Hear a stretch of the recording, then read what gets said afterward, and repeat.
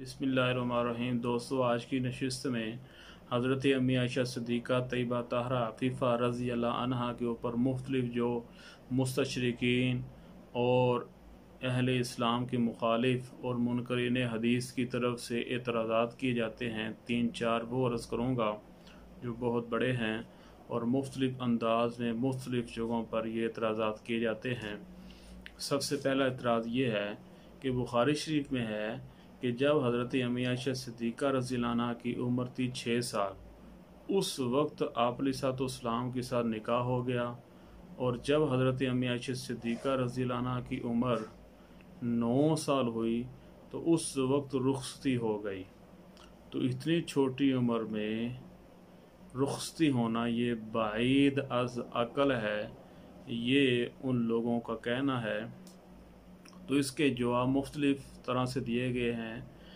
पहली बात यह है कि इस्लामी किताबों में बहुत से वाक़यात नकल किए गए हैं जिनसे साबित होता है कि अरब के मुआशरे में 9 साल की उम्र में बच्चा वो जन्म देना आम बात, और इस उम्र में निकाह करना रवाज था, और इसको हैरत की निगाह से नहीं देखा जाता था।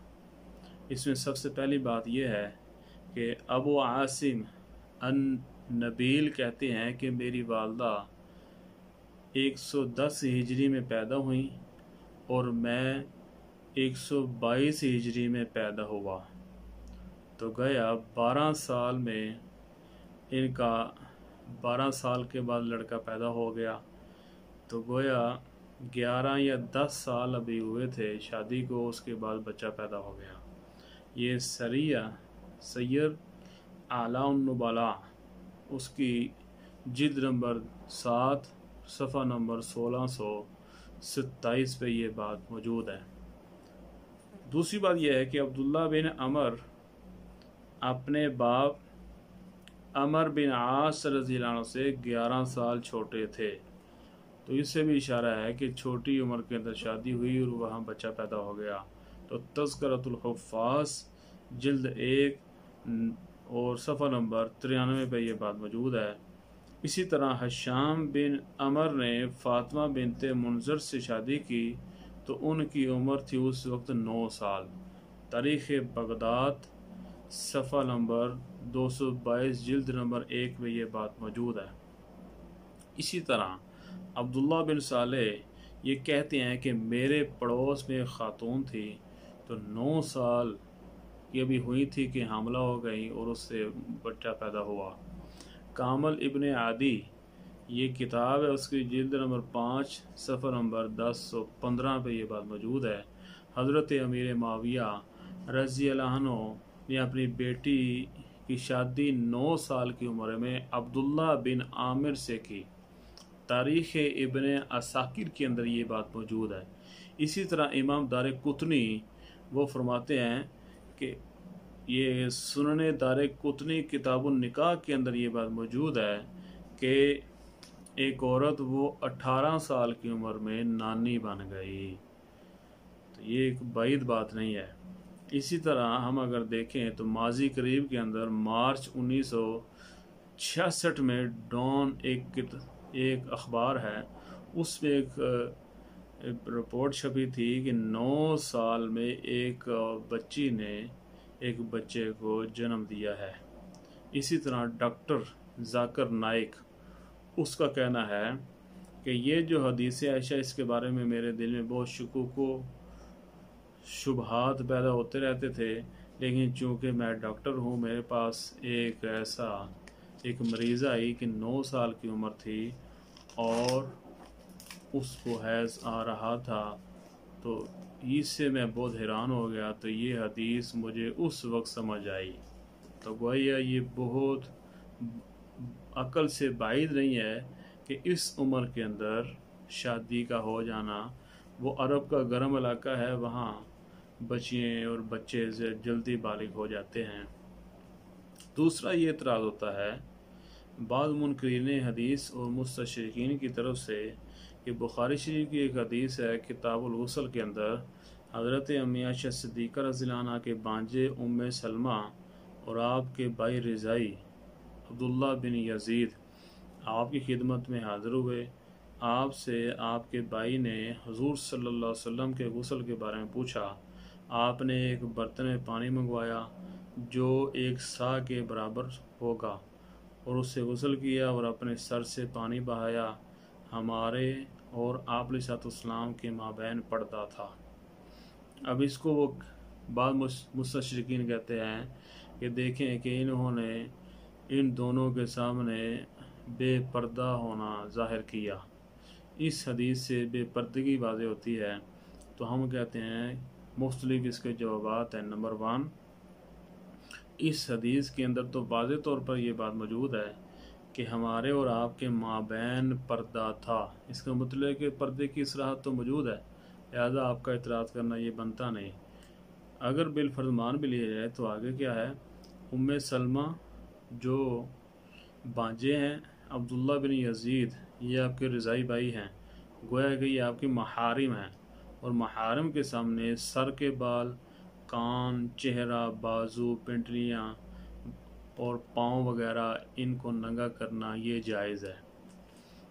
تیسرا جواب یہ ہے کہ امام بخاری رحمۃ اللہ علیہ نے ایک لفظ یوز کیا ہے الغسل بالصاع، یہ لفظ استعمال کر کے آپ کے اعتراض کو رفع کر دیا، ختم کر دیا۔ اور بعض علماء یہ فرماتے ہیں کہ ممکن ہے کہ نہانے کا ارادہ ہو اور وہ دونوں اوپر سے آگے ہوں، تو ان کو سمجھانے کے لیے ویسے ان کو بتا دیا۔ اور ایک یہ بھی جواب دیا جاتا ہے کہ دوران غسل آپ علیہ السلام نے سطر چھپانے کا حکم دیا ہے۔ یوں نہیں ہو سکتا کہ حضرت امی عائشہ صدیقہ اس حدیث کو چھوڑ کے سطر کو اوپن کریں، ایسے ہو نہیں سکتا۔ یہ عمل آپ علیہ السلام کی اس حدیث کے خلاف ہے، اور حضرت امی عائشہ صدیقہ یوں کر نہیں سکتی۔ اور ایک جواب یہ بھی ہے کہ حضرت امی عائشہ صدیقہ کے بارے میں اللہ تعالیٰ نے جب پاک دامنی بیان کر دی ہے تو تم کون ہوتے ہو ان کے بارے میں گفتگو کرنے والے؟ لہذا تمہارے اعتراض کا کوئی وجود نہیں ہے، یہ سراسر ایک من گڑت قسم کا یہ اعتراض ہے۔ تیسرا اعتراض یہ ہوتا ہے کہ حضرت امیر معاویہ رضی اللہ عنہ نے آپ کو قتل کروایا، تو آپ کے فوت ہونے کی وجہ قتل ہے۔ واقعہ یوں بیان کرتے ہیں کہ حضرت امیر معاویہ رضی اللہ عنہ نے ایک کنواں کھدوایا، اس کو اوپر سے ڈانپ دیا۔ جب آپ وہاں سے گزری تو کنویں میں گر گئیں، گرنے کی وجہ سے آپ دنیا سے رخصت ہوئیں۔ حالانکہ یہ جو واقعہ ہے یہ بھی سراسر من گڑت ہے۔ وہ یوں کہ بخاری کے اندر روایت موجود ہے، حضرت ابن عباس رضی اللہ عنہما وہ آئے، دستک دی تو پوچھا کون ہے؟ ابن عباس ہیں، اور آپ بیمار تھیں، آپ کی بیمار پرسی کے لیے آئے، تو ان کو کہا کہ آ کے میری تعریف نہیں کرنی، لیکن اس کے باوجود وہ اندر تشریف لائے۔ انہوں نے آ کے تعریف کی کہ آپ اللہ کے نبی علیہ السلام کی زوجہ محترمہ ہیں، اور ایک بہت بڑا حصہ آپ کی وجہ سے اسلام میں ہے اور پھیلا ہے اسلام، اور اسی وجہ سے آپ کی پاک دامنی کے لیے اللہ تعالیٰ نے قرآن مجید میں آیات کو نازل کیا ہے۔ تو یہ کیا ہو رہا ہے کہ آپ بیمار تھیں، بیمار پرسی ہو رہی ہے۔ اور اسی طرح صحیح ابن حبان کے اندر ہے کہ آپ کے عبد الرحمن بن ابی بکر کہتے ہیں کہ آپ بیمار تھی، بیماری کی حالت میں آپ دنیا سے رخصت ہوئیں تو تبھی موت واقع ہوئی ہے، نہ کہ گڑھا بنا کر۔ یہ بھی سراسر ایک جھوٹ اور من گڑت ہے جو خوارج کی طرف سے بنایا گیا۔ اور ایک چوتھا اعتراض یہ ہوتا ہے اہل روافظ کی طرف سے کہ آپ نے نعوذ باللہ واقعی ہی زنا کیا تھا، اور ایک امام آئے گا جو آپ کے اوپر حد جاری کرے گا آپ کی نعوذ باللہ قبر سے نکال کر۔ تو حالانکہ دیکھتے ہیں ہم کہ اللہ تعالیٰ نے تو سورہ نور کے اندر 18 آیتیں آپ کی پاک دامنی کے بارے میں وہ نازل کر دی ہیں، لہذا ہم قرآن کو مانیں گے، ان فضول قسم کے اعتراضات کو نہیں مانیں گے۔ جب قرآن نے کہہ دیا ہے کہ ھذا بہتان عظیم، یہ جو ایک بہت بڑا بہانہ لگا کے آپ کو رسوا کرنے کی کوشش کی گئی، فرمایا کہ یہ ھذا بہتان عظیم بہت بڑا بہتان ہے، اس کا حقیقت سے کوئی تعلق نہیں۔ تو آج کے دور میں بھی یہ لوگ اصل میں حضرت امی عائشہ صدیقہ رضی اللہ عنہ پہ اعتراض کر کے آپ علیہ السلام کو متنازع بنانا چاہتے ہیں، اور آپ کو متنازع بنا کے اسلام کو متنازع بنانا چاہتے ہیں۔ اصل ان کا ہدف اسلام ہے، اور باتیں کرتے ہیں یہ اہل اسلام کو اور علماء کرام کو۔ لہذا بھائی میری گزارش ہے کہ آپ سب بھائی، آپ سوشل میڈیا سے جو منسلک ہیں یہ علماء اکرام سے اپنا تعلق قائم رکھیں۔ اگر قائم رکھیں گے تو کوئی بھی آپ کو گمراہ نہیں کر سکتا، ادروائز یہ بہت الٹے ایسے اعتراض کریں گے جس کا حقیقت سے کوئی تعلق نہیں ہوگا۔ اللہ تعالی ہمیں صحیح سمجھ نصیب فرمائے اور دین کے مطابق زندگی بسر کرنے کی توفیق عطا فرمائے۔ وآخر دعوانا الحمدللہ رب العالمین۔